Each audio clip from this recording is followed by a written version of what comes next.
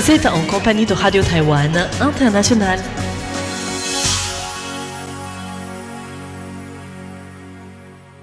Bonjour et bienvenue en compagnie du service français de Radio Taïwan International. C'est François-Xavier Boulet pour vous accueillir et vous présenter le programme de ce lundi 16 juin. Tout d'abord, vous pourrez suivre l'information du jour en compagnie de Tiffen Lee et je vous retrouverai juste après le bulletin d'information dans le cadre du décryptage où nous reviendrons sur le marc de café transformé en matériaux insonorisants par une équipe d'étudiants taïwanais. Après notre page d'actualité, place à la page thématique de ce lundi 16 juin avec l'émission Retour à la source, animée par Meg Wang, qui s'intéresse aujourd'hui au système de protection des crabes de terre sur l'île verte.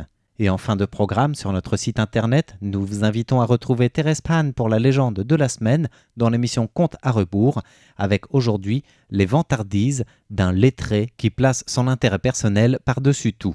Voilà pour le programme du jour, bonne écoute à toutes et à tous. Voici tout de suite le journal de l'information présenté par Tiffen Lee et dont voici les principaux titres.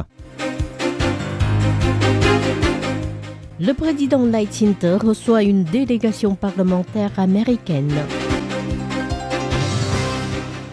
La MAC regrette les propos de Ma Ying-jeou prononcés lors du Forum inter des droits. La diplomatie aide les ressortissants taïwanais à quitter Israël et l'Iran. Le jeu en ligne taïwanais Reversed Franc interdit à Hong Kong.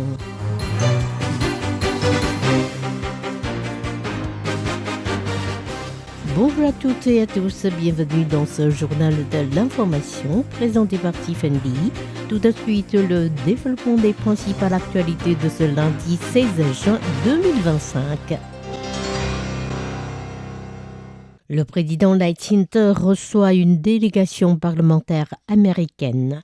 Le président Lai Ching-te a reçu aujourd'hui au palais présidentiel une délégation de représentants démocrates américains dirigée par le représentant de la Californie, Ami Bera, co-président du groupe d'amitié Taïwan au Congrès.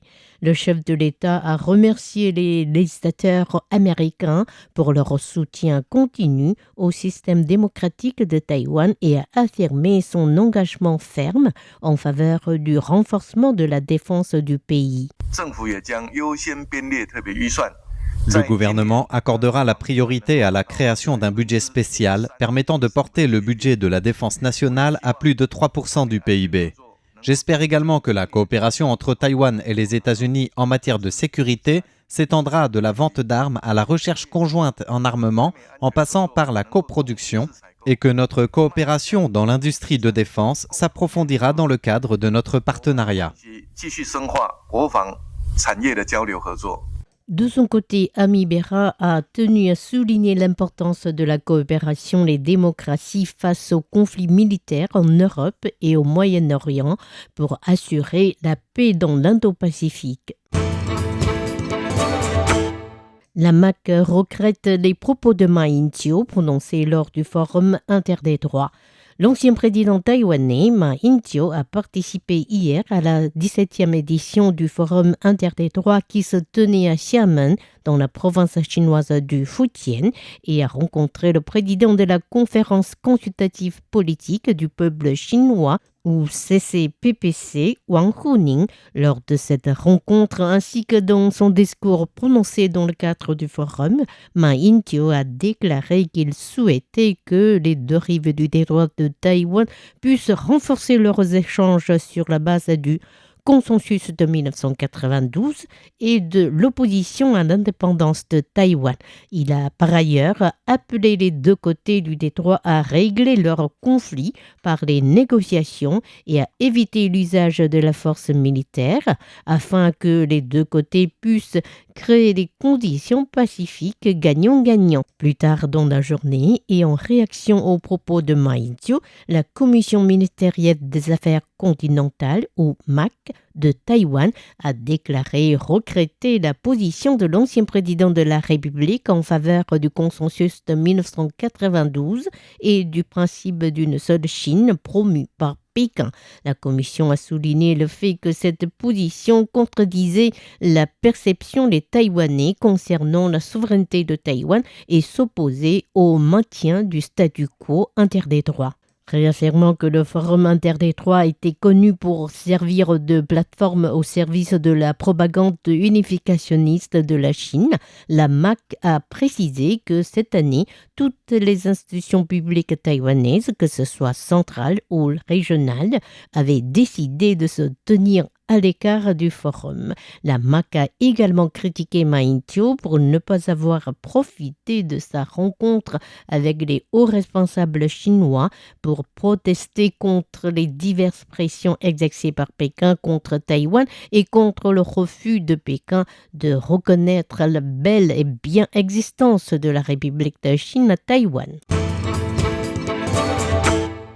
Taïwan rejette la participation des Chinois au Taipei Summer Travel Expo.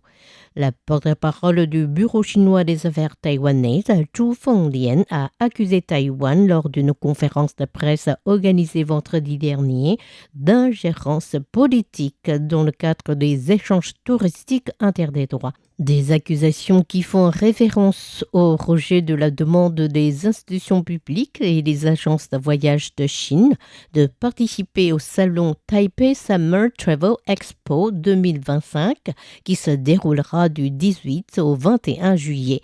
Pour justifier le refus de ces demandes, le Bureau du tourisme du ministère des Transports de Taïwan a expliqué que la participation chinoise n'était pas indispensable et n'était pas basée sur un esprit de réciprocité, deux critères retenus par l'organisateur du salon. Le bureau a martelé que depuis la promulgation en juin 2024 de l'article 22 sur les sanctions à l'encontre des indépendantistes taïwanais en Chine, le gouvernement chinois n'avait eu de cesse d'élargir l'application de cette loi qui permet le jugement par défaut, la poursuite perpétuelle en justice et la peine capitale. Le Bureau du tourisme taïwanais considère aussi que l'incitation par le gouvernement chinois à dénoncer les cas suspects faisait courir des risques aux Taïwanais voyageant en Chine. Selon le secteur touristique de l'île, la Taipei Summer Travel Expo suscite beaucoup d'intérêt de l'autre côté du détroit, si bien que plus de 300 représentants chinois ont déposé une demande pour y participer cette année. La diplomatie aide les ressortissants taïwanais à quitter Israël et l'Iran.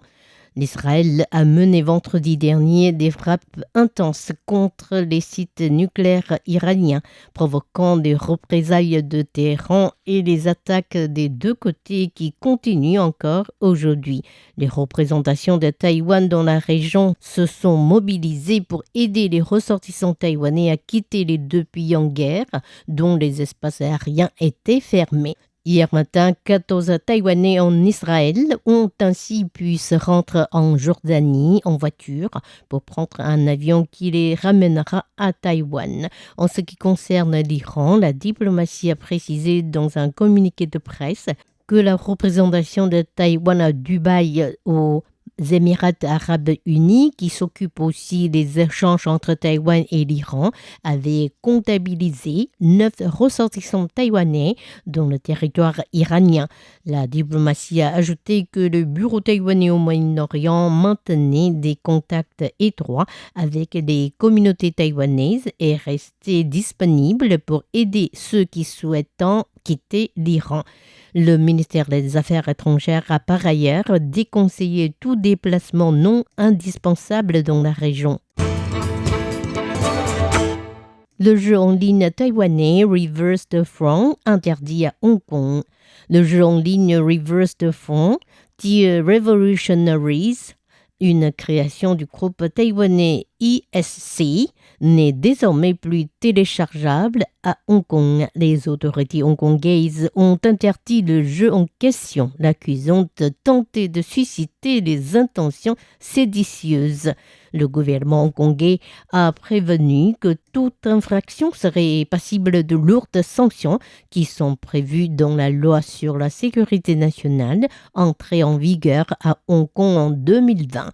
Ce jeu permet aux joueurs de choisir leur allégeance parmi les options suivantes pour renverser le régime communiste, à savoir Taïwan, Hong Kong, Mongolie intérieure, Tibet, Ouïghours. Les joueurs peuvent également choisir le rôle de communiste pour défendre le régime. Suite à l'annonce le 10 juin de l'interdiction du jeu, les recherches en ligne sur ce dernier se sont soudainement multipliées à Hong Kong, le plaçant à la tête de la liste des termes les plus recherchés. Campagne de destitution, le parquet requiert de lourdes peines contre les hauts responsables du KMT. Après 2 mois d'enquête, le bureau des procureurs de Taipei a présenté aujourd'hui au tribunal le dossier sur les irrégularités dans la campagne de destitution visant 2 députés du Parti démocrate progressiste ou DPP, à savoir Wu Si-yao et Wu Pei-yi. Dans sa lettre d'accusation, le parquet a requis la mise en examen de 5 personnes, notamment pour leur rôle dans la falsification des signatures, les pétitions, dont la directrice du bureau du parti KMT à Taipei, Huang Lu-Jingru, le secrétaire général du même bureau, Chu Wenqing, et son secrétaire Yao Fu-wen. Selon le parquet, 96,2% des pétitions contre la députée Wu Pei-yi et 94,2% des pétitions contre Wu Si-yao ont été falsifiées. Les médias avaient révélé que pour accélérer la collecte de signatures, le bureau du KMT à Taipei aurait fabriqué une liste d'électeurs en copiant la liste des membres du parti qui n'avait cependant pas été mise à jour régulièrement, d'où l'apparition des noms de personnes décédées. Le parquet estime que la manipulation a sérieusement porté atteinte au système électoral et donc au système démocratique du pays et a requis de lourdes peines à l'encontre des accusés. C'était Tiffany qui vous a présenté le journal de ce lundi 16 juin 2025. Merci de votre fidélité et excellente suite de programmes sur RTI.